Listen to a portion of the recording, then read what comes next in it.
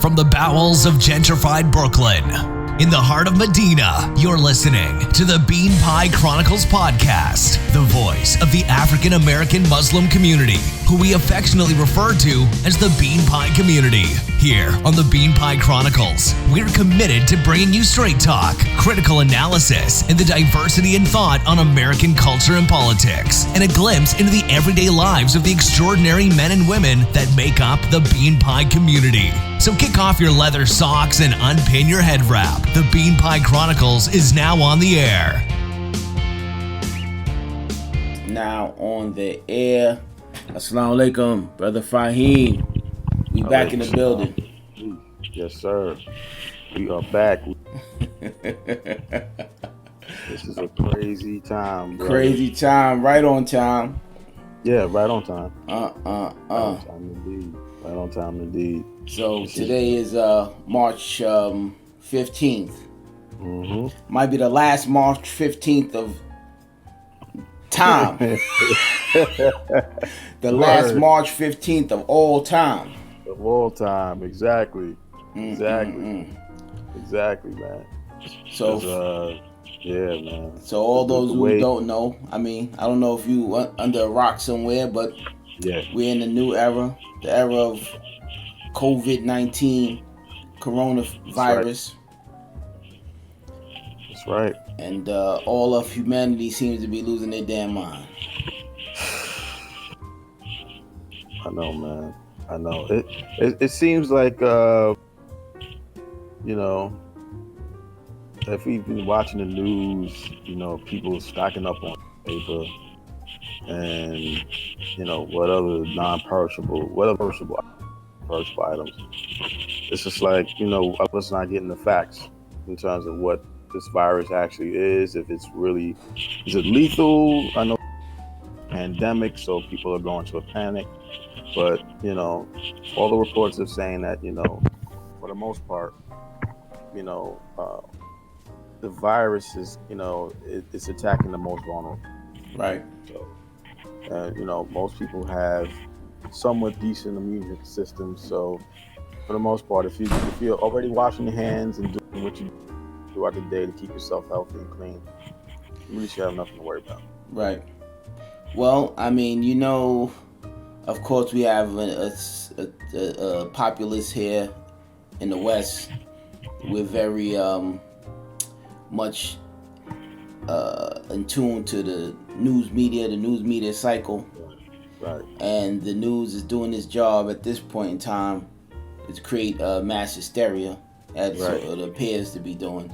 So, with the sort of lack of definitive information, as usual, you have you kind of have a few camps out there as far as the response to the stimulus.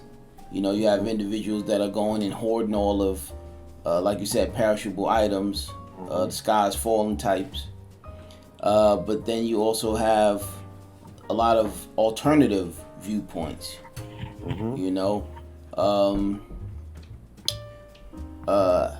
I don't know. I don't want to speak for generals in general about the Muslim disposition, but this is Bean Pie Chronicles, so I think it's maybe I mean, as an African American Muslim, how do you feel about the turn of events and the situations as we're experiencing, as you're experiencing it?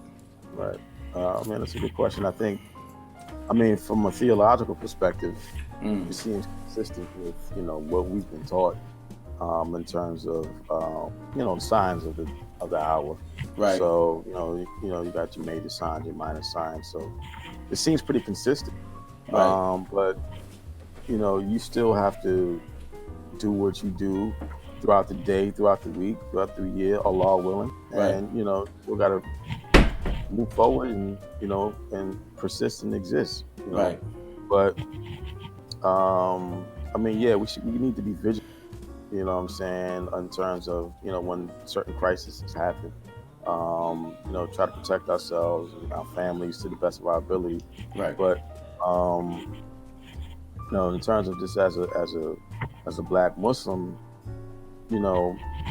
theologically, that is consistent with the Sunnah in terms of signs, and also just it also underscores, our position in terms of the weak position that we have, in terms of our response or the lack thereof in terms of these situations, because it seems that other groups of people who are Muslim seem to have already, have a response ready, what I'm saying? And it doesn't seem like our leadership has taken a proactive role when it comes to that type of thing. So,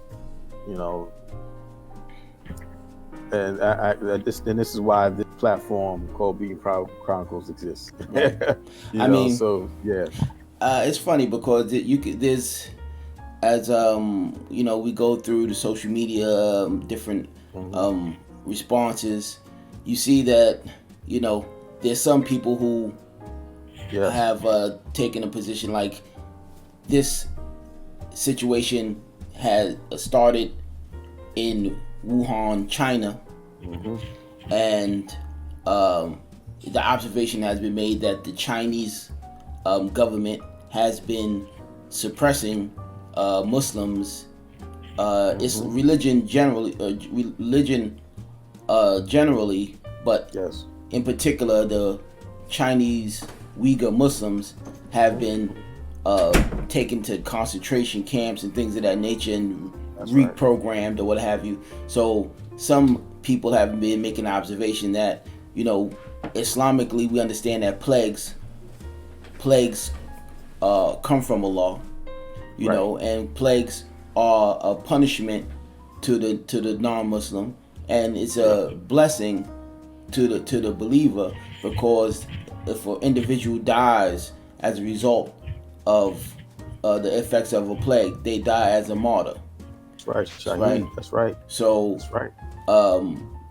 So that along with the advice from the Prophet ﷺ, if you're somewhere where there is a plague, you don't leave that place. So and then if there's somewhere that there's a plague happening, you don't travel to that place. So this is almost a self-imposed. So when here we're talking about the travel bans or the social distancing, these seem to be in line with some of the best practices or the advice given by the Prophet Muhammad Sallallahu Alaihi Wasallam. But then when you talk about again the oppression of the Muslims in Wuhan, China, and say, well, then we have an outbreak there. Now it's funny. A brother that a Muslim brother had mentioned to me that he believed, or he was under the impression, or had a suspicion that perhaps this was some biological government situation, that maybe perhaps they were using this the Chinese government may have used this bioweapon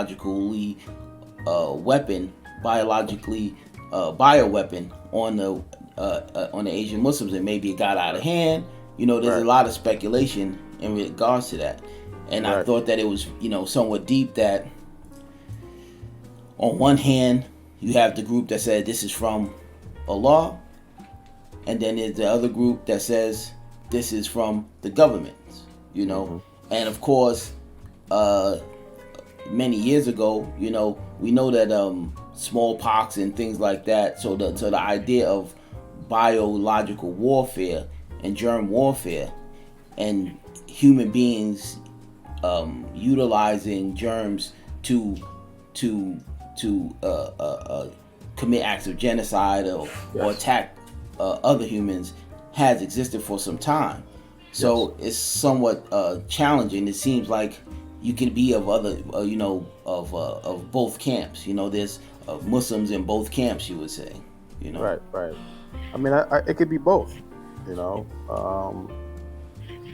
I mean, we know the history of the country as it relates to to indigenous black citizens in terms of Gigi and just indigenous peoples.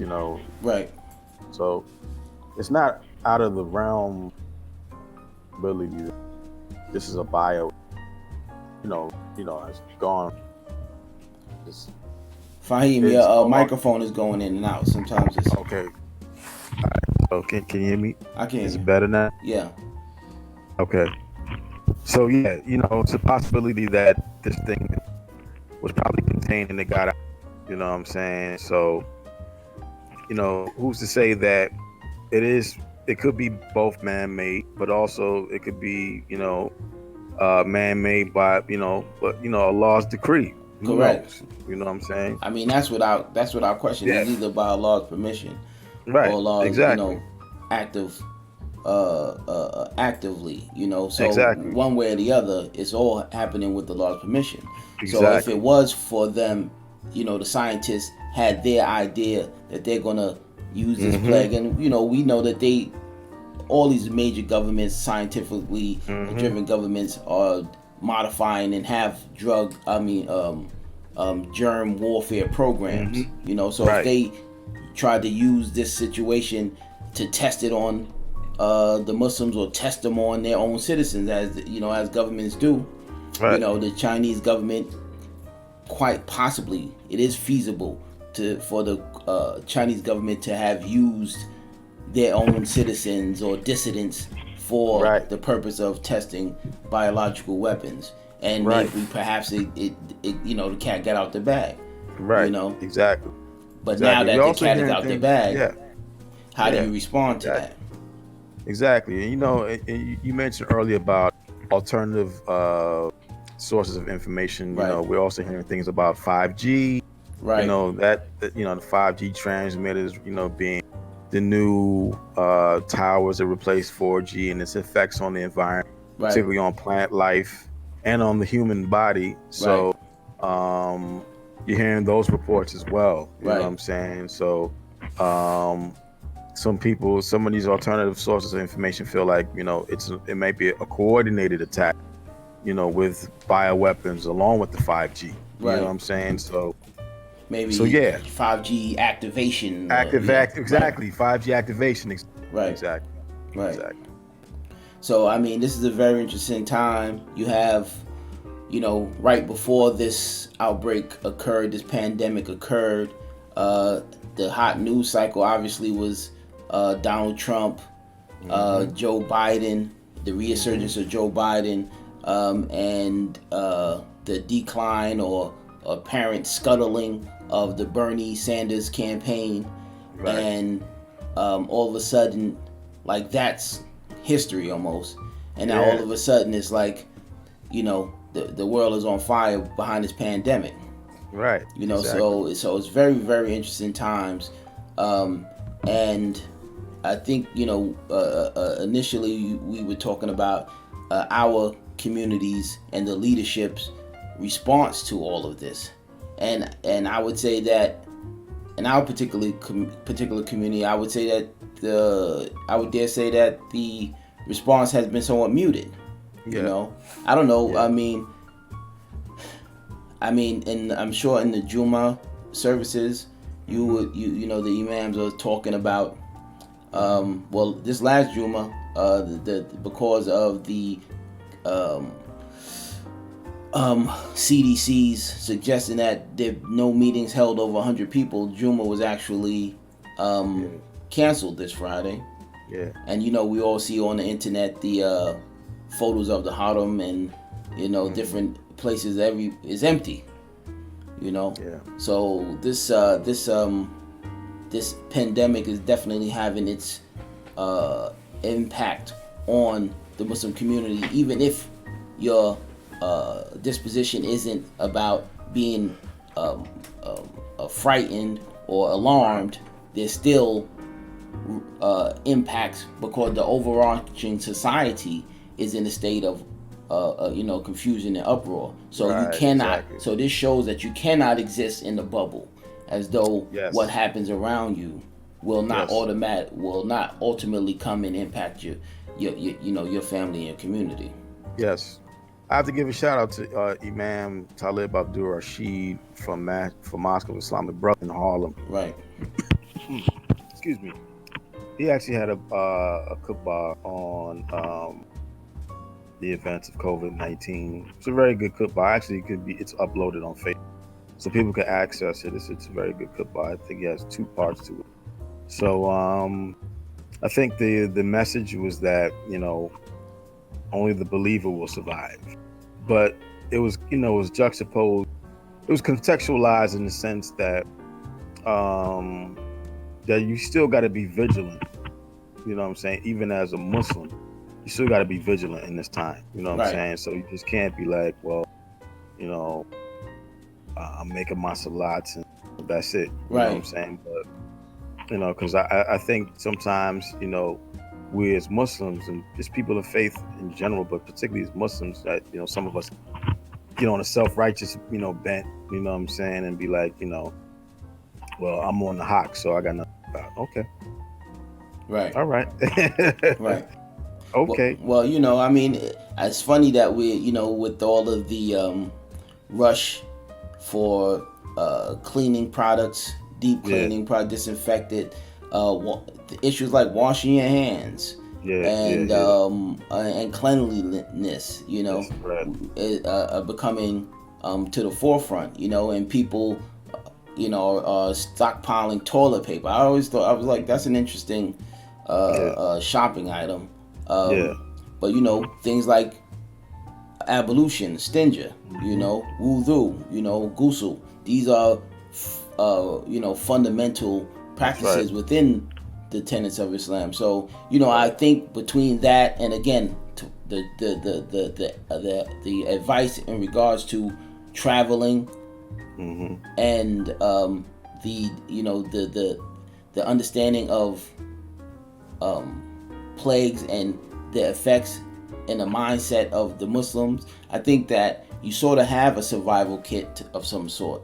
Yes. You know, cultural or not necessarily cultural, but within the canon of Islamic information, you have a survival kit 101. You know, and maybe we need to do a little bullet point graphic where these kind of good ideas, you know, where from the tradition of Islam, you know, survival kit package in these times, you know. Agreed. I think that's a good idea. It's a very, very good idea. Very good idea. But yeah, but going back to Biden and Bernie Sanders, man. What was your take about that entire week, man? Because, you know, it seemed like, you know, Bernie got smacked. He got smacked hard. You know what I'm saying? But I mean, shout out to Jim Clyburn for that. You know, he came through in the clutch, the South and the, you know, African American community. You know, the often called upon champion of the Democratic establishment. The DNC called on Mr. Clyburn and he pulled the trigger. And it seems as though, you know, down here in the South, where the culture is a little different than up north, where it seems like the African American in the up north, you have more like an affinity to the Charles Barron type, you know, pointing out the fallacies and you know, and standing up to white supremacy and institutional injustices. But in the South, you have more of a political insider, the gatekeeper. They call the brother the kingmaker, you know. So if you look at his pedigree, I mean, among other things, he's a Mason, a Shriner. He's a member of Omega Psi Phi. He went to a prestigious college, Southern College. So he has all of his boxes checked off as far as leadership in the South, as it pertains to leadership in the South. And you know, the Southern District 6, I believe he's a congressman from District 6, and it seems as though South Carolina reshaped the district to encompass a large black community. So he's basically the advocate or the voice of a large section of black voters in the South. And so when he pulled that trigger and supported Biden, you know, the tide had turned officially, you know. And it's interesting. I think it's a pragmatic decision, you know.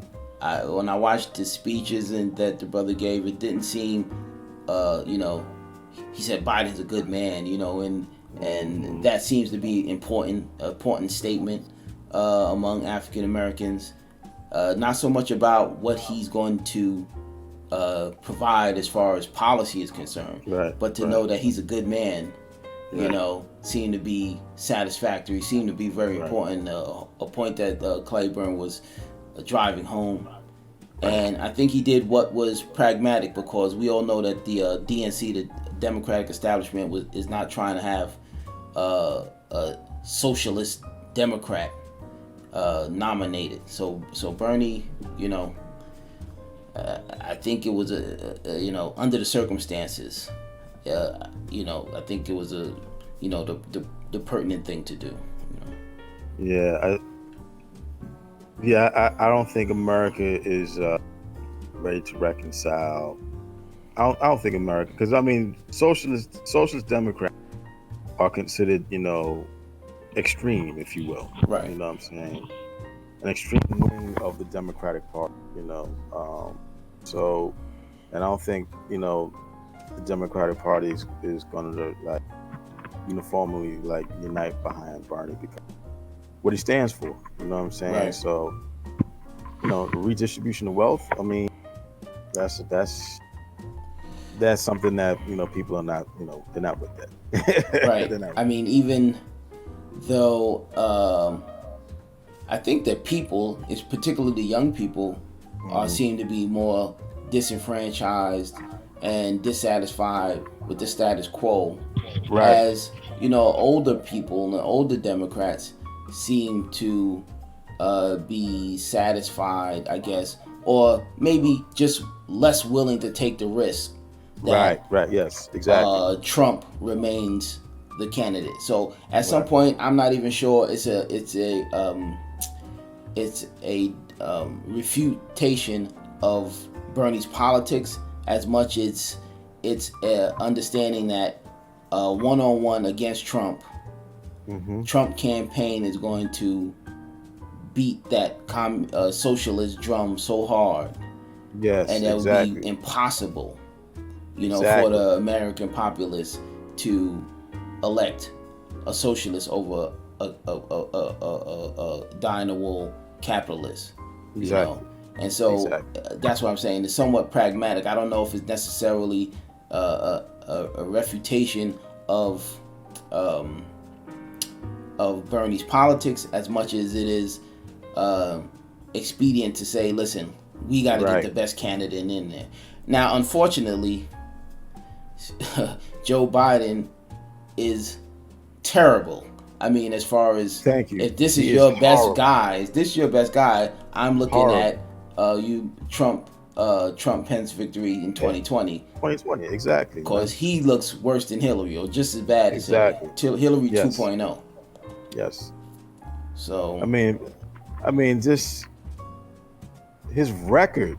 You know what I'm saying? It's nothing that's debatable. It's on record. Right. You know what I'm saying? What he's voted for and what he has said in terms of policy issues that relate to, Black Americans. You know what I'm saying? So, I mean, the whole, we look at the. I know he's a proponent of the crime bill, the Clinton crime bill. I mean, he was one of the faces of it. Right. You know what I'm saying? Right. So, I mean, he's, for all intents and purposes, if we're going to keep it real, he's running on Barack's legacy. You know what I'm saying? I was Barack's right-hand man for 8 years. Yes. And so, and it's a return to the idea, Barack was, during the Clinton campaign against Trump, he kept speaking to his legacy, vote for her as she's going to maintain my legacy. And, that also identified Trump as a threat to his legacy, which you can see after Trump's election, that was a valid point, because Trump basically, his campaign was, I'm going to overturn everything this guy has done, so Trump just continued to chip away at Obama's work. So this juxtaposition of I am a return, in essence, of the Obama policy or the Obama thought process by Biden is his best bet. Right. And so once you add that, I mean, the timing is there's something about that timing there. It's a very peculiar timing, maybe, because Biden's making a comeback, and then now Trump, he lost his armor, which was that economy. People said, listen, I don't care what he says. He says some goofy stuff. We all say goofy stuff at some times, but at the end of the day, he held that economy up as his shield. That was his bulletproof vest. But now with the corona, came and knocked that out the box. And now with Biden on the insurgents, it's almost like how Bush had destroyed the economy, and you had to bring in this Democrat to put the brakes on it and shore things up. It seems like that same similar situation is being set up for Biden now.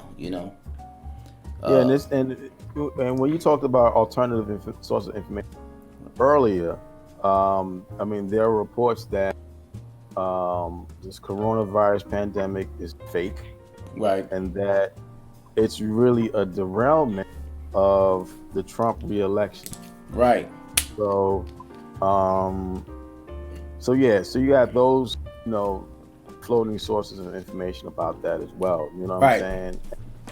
So does it have some legs to it? I don't know. You know what I'm saying? Debatable. However, there are some similarities that can be drawn, as you pointed. Right. I mean, it's very interesting. I mean, because there's almost opposite ends of the spectrum. What's the source of this? What's the potential of this? Who benefits from this? Is there any way that Trump can benefit from this situation? I don't see that up until this point. The corona seems like a bad situation for Trump. His response to the coronavirus was now it's funny because when we talk about the media role in creating this mass hysteria, Trump's initial response seemed to be somewhat dismissive of it, and like, hey, the Passover, almost like right after 9/11 when George Bush was like, go to the mall, everything's okay, So Trump tried to do that, I think, a little bit. But people said he's a nut. What kind of fool are you? And so the people almost begged for him to fall in line with the sky is falling. And once he turned that corner, it's just downhill from there. Right. And have you noticed that the as a result of his turnaround, that the stock market went back up? Right. And so because when he had a somewhat more attitude, like the stocks plummeted. Right. You're right. That's interesting. Yeah, that is true. So that falls in line with that segment of the American Observer who says that there's powers above the presidency. And they use the economy, they use the economics and the money to either punish the people or reward the people. And so when Biden was looking like the front runner, it was already there were people already saying, pundits saying, that this is going to be the worst thing for the economy, because Bernie was coming in. And he's, as like you said, the redistribution of wealth, he's going to be attacking the wealth disparity. He's going to be trying to, raise minimum wage and do things for the workers. And so the financial establishment was basically saying, you better not elect this guy. And they saying, if you elect this guy, it's going down, and we letting you know. And so Trump, like you said, when he was saying, hey, relax, the market dropped. But now that he says, hey, now we talking about pharmaceuticals. You know, exactly. We're talking about the pharmaceuticals now. Okay, who's gonna benefit from this situation? You know, we're talking about disaster capitalism now. Yes, disaster capitalism, exactly. You know, so who's gonna benefit from the corona situation? So now, can the media back up? Because the media dogged him when he was looking like, you know, he was trying to downplay it. Like his leadership wasn't right, or his tone wasn't right. So now that he set this new tone, and it's almost an overkill. You know, at this point, you know, people talk about National Guard and curfews and you know. So now that he's gone this far, you know, is that leadership? It's like, it's funny, like people are asking for a certain type of governmental overstep in my opinion, you know. So when they come out with this vaccine that they haven't tested, that, you know, because of a national emergency, vaccines can be pushed through the pipe that haven't gone through any trials, and haven't gone through any testing, that it would have had to go through before. So that's the pharmaceuticals getting ready to cash in. That's right. And who's gonna now? Are people gonna be fighting to take on vaccines that haven't been tested with over a pandemic with a what is it, 2% fatality rate? Yeah, exactly. Yeah. You know. Exactly. So how many cases of people have died in the United States? Less than 1,000, right? Yeah, less than 1,000. About 600? Right. Yeah. I know about 5 people so far have died, which has been attributed to the coronavirus in New York City. But if you talk to most, you know, health experts, that's still nothing to be going into panic about. Right. You know what I'm saying? So, yeah. Yeah. Interesting times, you know. And so, again, the refrain. Now, you know, you know, I try to have some refrain in my response, but at the end of the day, when the world is moving in a certain way around you, you know, I can be calm and collective and just go about my regular day. But I have to, my regular day, I go shopping on Sundays. I want to get a gallon of milk, you know. Guess what? Can't get a gallon of milk today. Exactly. You know, you can't get a gallon of water today. You know, so the response from the community and the leadership for emergency readiness, you know, these type of things may need to be brought into light of day. You know, what kind of resources can the community muster for not just Muslims, but just society in general, for the community in general. You know, because it seems like, you know, again, as like in every other situation, you'll get caught out there. So if we're I don't know what the messaging is. You know, what is the messaging coming from the indigenous community, the indigenous African American Muslim community, as a word of advice as far as behavior? We always talk about behavior modification. You know, I thought it. You know, I saw a couple of memes on social media where a guy might have had 50 gallons of milk in the shopping cart. You know, and so I was asking myself, like, what if you go to the store, you want to buy a gallon of milk, a guy in front of you has 25 gallons of milk. You know, how does that respond? Like, how does that guy justify that? Buying all the milk off the shelf. You know, so what does that say about, you know, we always hear during extreme weather events or situations of crisis, like the spirit of the American citizen is to help one another. you know? Right, yeah. And I don't know, you have Black Friday videos where you see people in complete panic and fighting each other. So, and then you have situations where somebody wants to buy all of the napkins or like all of the sanitary paper towels, all the disinfectants. You have price gouging. Yeah. What does that say about the crisis of character in the American consumer? And what could be our role as to address that? You know what I'm saying? Since we profess and we believe that we have the best example. Right. You know what I'm saying? So what is our role in terms of impacting with this example in terms of behavior model?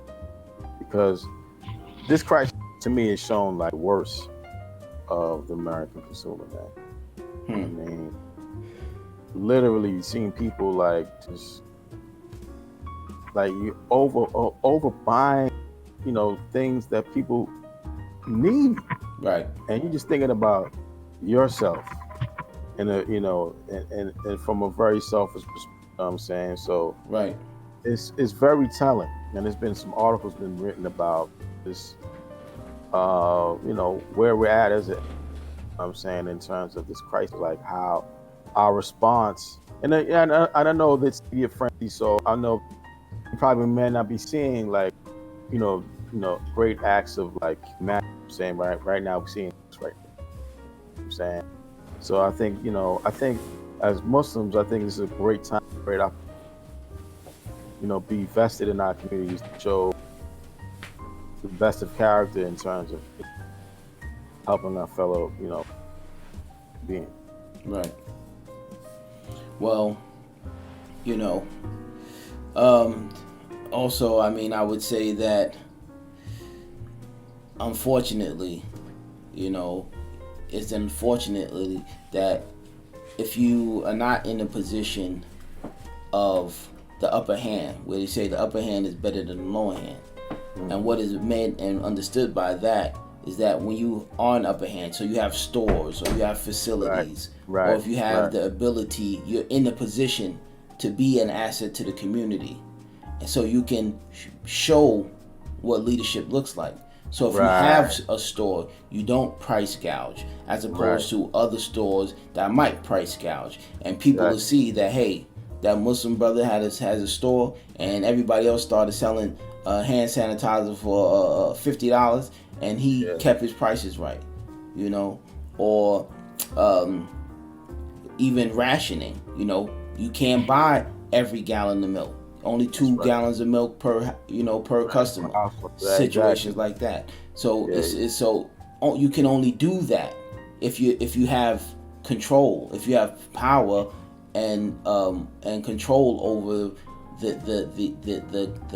situation of So when you're not in that position of power, then you're forced to suffer, and you're forced to contend with the spirit or the attitude of the situation around you. So it would be a wonderful story, to hear about the good behavior and the good example shown by the Muslim business owner or the Muslim community center or the Muslim house of worship in the time of crisis. So there's plenty of opportunities, to be a positive impact and have a positive impact in your community when there's times of crisis. Right. Yeah, it definitely gave me some things to think about. Absolutely. Absolutely. Wow. So I think so. What's the next thing? Oh, okay. So everything wasn't, I got a couple of life must go on, as they say. Yeah. And so also the monumentous on the culture freedom, on the culture freedom tip, the brother Jay Electronica dropped a new album this year, this what, a couple days ago. A couple days ago, that's right. Right. What is it called? March Testament. 13th. Yeah, Written testament. Written testimony. Yeah. Yeah. And so the social media has been a buzz with this. This brother is somewhat, I don't know, mythical character in the hip hop world, you know. And so this is his first, I guess, his first studio album. First studio album, much awaited. J Electronica studio album. What was your take on it? Did you get a chance to listen to it? What's your feedback? Yeah, I've listened to the album like 3 times. Okay. You know what I'm saying? So, thank you, Spotify. Okay. And it's a great album. You know what I'm saying? It felt, if I was to take it back to the source, Mike did, to me, it's like between like 4 and 4.5 weeks. You know what I'm saying? Okay. So, I thought his lyricism was excellent, was impeccable. Okay. I like the production, not all of it, but I think sonically, there was a theme to it. So I was like, okay, I could rock with it.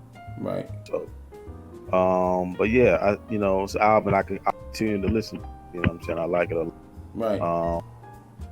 It definitely was a throwback in a sense for those of us who came up in the 80s and the 90s, where Islamic terminology was prevalent in hip hop. You know what I'm saying? It was like a homage to that in terms of that feel. You know what I'm saying? Those of us who are Muslim, no matter the affiliation, Muslim or 5%, definitely it was a feel good on that level. Right. But yeah, I mean, he's an excellent. I mean, he's a great artist, man. Right. Definitely an artist. Right. So now, yeah, I salute him for that.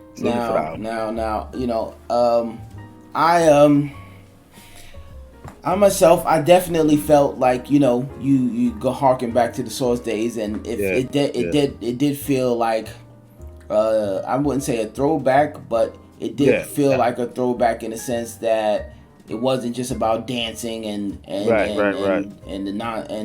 sort of the simple superficial themes that we've grown accustomed to.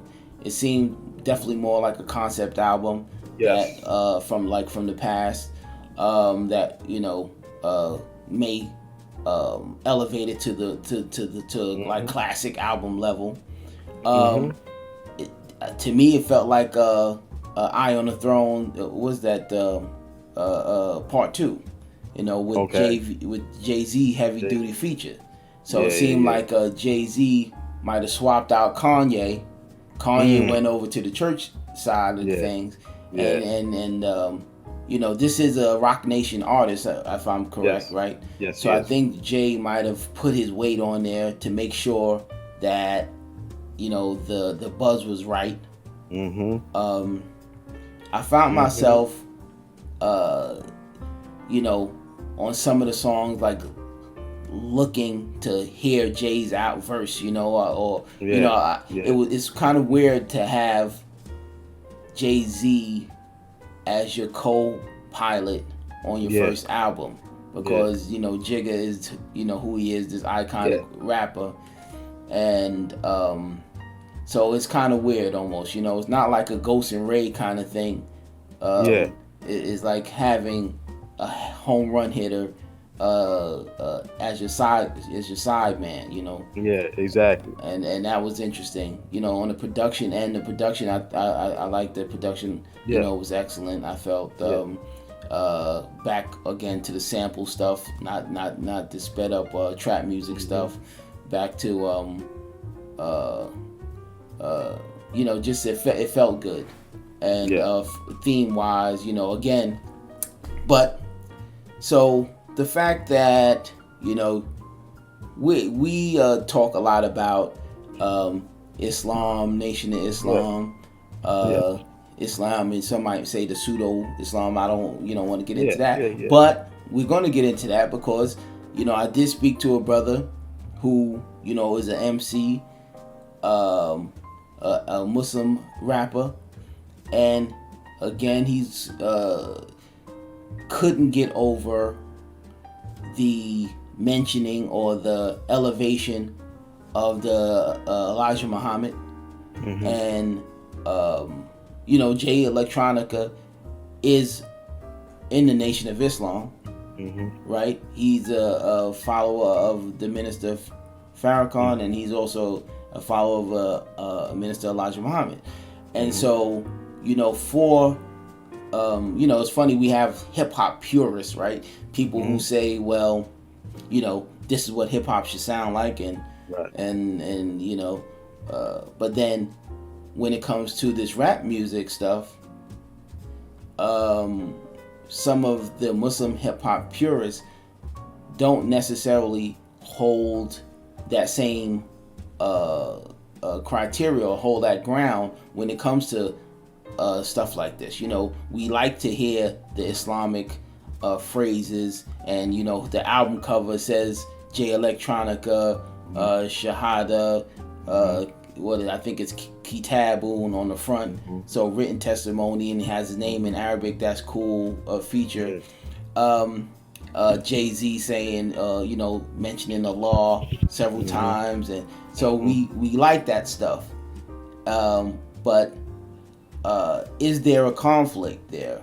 Is there a conflict? Like now, so you and I, we both talk, and we know. I mean, for me, I didn't have that conflict, and because I understand, the transition, from the sort of the understanding of Islam and the development of Islam within the Nation of Islam context, that what Minister Farrakhan is on is not exactly what Elijah Muhammad is on. And there's some people who reject Minister Farrakhan because of that difference. And they feel that Minister Farrakhan is taking the nation closer or more in the direction to Sunni Islam, where to the point where Jay Electronica basically recites the Shahada, on the record. And I think he even alludes to that. He alludes to Farrakhan taking him towards the Sunnah. He articulates that. And I think that some people don't get that. Some people didn't get that, or would refuse to accept that. I'm not sure how the brother explained that, but he seemed very ignorant or very unwilling to accept that transition. And I don't see how you could, I don't know if you have the right to do that. You know what I'm saying? Right. Yeah. I mean, what a lot of people don't realize is that they have Juma prayer. Right. It makes a lot. You know what I'm saying? So the efforts of, Minister Farrakhan, move the Nation of Islam closer to Sunnah has been an ongoing thing since like the 1980s. You know what I'm saying? But like you, I'd have no conflict. Obviously, for those who don't know, I mean, I was once an active member of the Nation of Islam, so definitely, I relate to a lot of, what I'm saying, but I didn't see any at all. I saw it more so as when, we heard certain phrases or terminology that nation affiliated. I saw it as, him paying reverence to his foundation. You know what I'm saying? The Honorable Elijah Muhammad. Yeah, he's still the face, if you will. You know what I'm saying? So, but and I find that attitude consistent with hardcore Sunni Muslims that came from the nation. Exactly. Exactly. So. Exactly. So, just paying homage to, the man that, gave a lot of people their start. Right. So I didn't see any conflict at all. You know what I'm saying? Yeah, I mean, there's certain things, you talk about, like, tracks like Ezekiel's. Right. You know what I'm saying? So, there's that concept about the mothership, you know what I'm saying, which is controversial. for a lot of Muslims. You know what I'm saying? So yeah, there's things like that.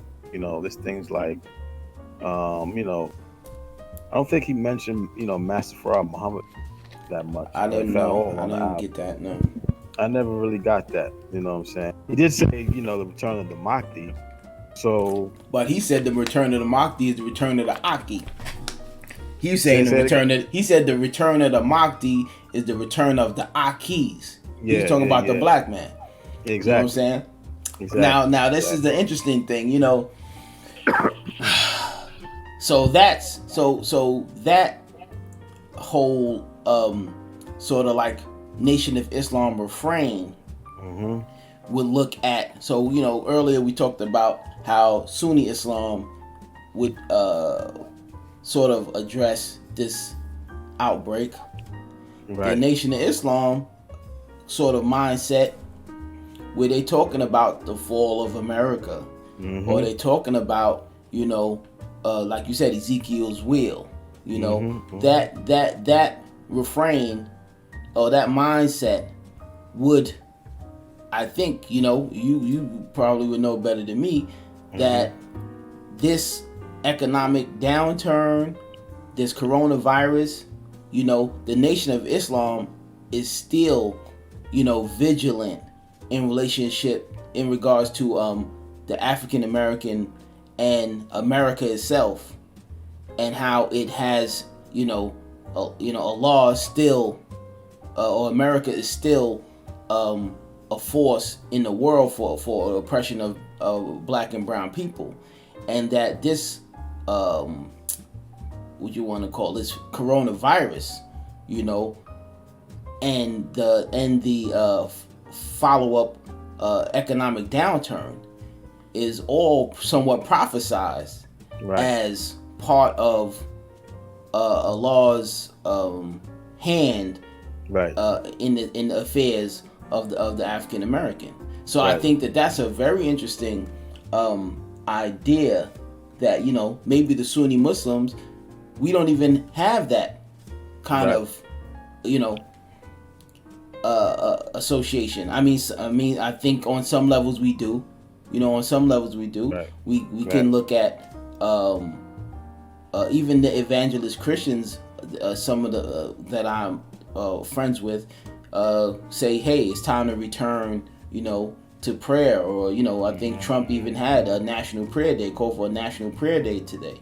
So there's some people that saying, hey, this is there is something to this. There is something to God is speaking to people and saying, hey, I'm not happy, and this is giving you something to think about. The Nation of Islam would definitely be a proponent of, America's at this tipping point.